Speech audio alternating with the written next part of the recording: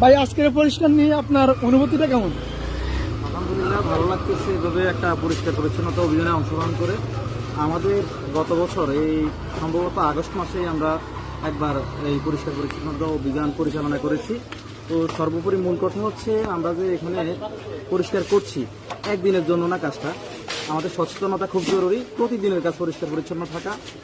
আমরা হয়তো অনেকেই জানি সিঙ্গাপুর একটা জেলেপল্লী ছিল, সেই জেলেপল্লীটা একসময় এখন নগর রাষ্ট্রের রূপ নিয়েছে। সেখানে এই নাগরিকদের বাধ্য করা হয়েছে কে কোথায় থুথু ফেলবে, এই আইনও করা লাগছে। তো আমাদের দেশে জনবহুল দেশ, আমাদেরকে এভাবে বাধ্য করা হয়তো সম্ভব না। তো আমাদের সবচেয়ে জরুরি বিষয় হচ্ছে জনসচেতনতা। আমরা যদি সচেতন হই, আমরা আমাদের পরিবেশ পরিচ্ছন্ন রাখতে পারবো ইনশাল্লাহ।